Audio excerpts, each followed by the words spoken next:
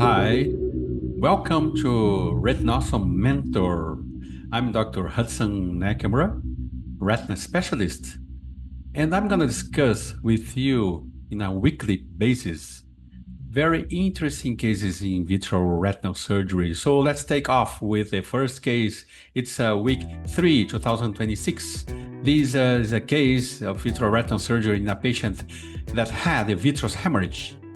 But you're going to see that it's not only vitreous hemorrhage. So let me just share with you the surgery so that we can discuss. This is an inverted vitrectomy. What I call the image is upside down.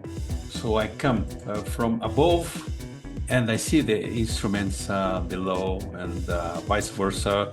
The case is combined vitreous and sub-internal limiting membrane hemorrhage secondary to Valsalva maneuver with visual recovery post-vitrectomy. Very interesting case because this patient, as you're gonna see, is a phakic one. So the lens is clear.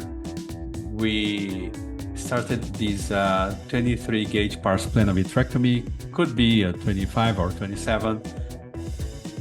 The vitrectomy is started with core vitrectomy to remove vitreous hemorrhage. You see the hemorrhage is present all over the vitreous cavity. You gotta be very careful not to hit the lens, otherwise you could cause a cataract at the beginning of the surgery, and that would probably make things worse.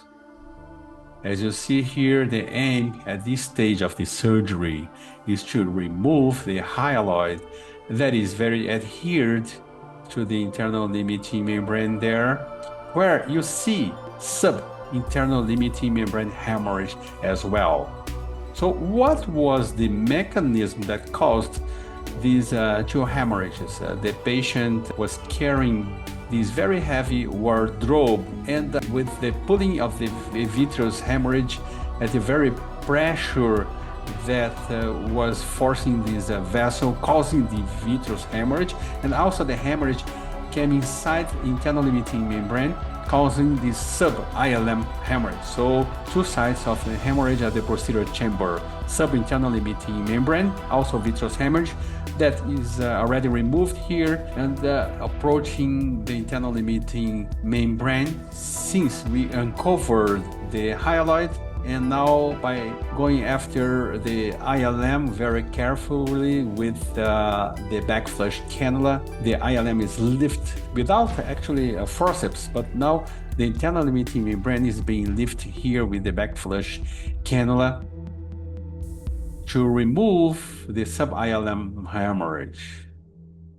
As you see here, the fovea is intact. Doing some laser now to prevent any detachments, any breaks that might have been created with the Valsalva maneuver at the very periphery.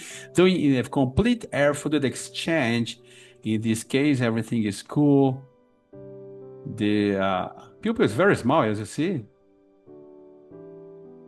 Removing the sclerotomies at this stage, and the patient ended with air gas. And you see the OCT, the fovea is intact. And you can actually see the contour of the previous sub-ILM hemorrhage there at this photo. And that's the case, very interesting case.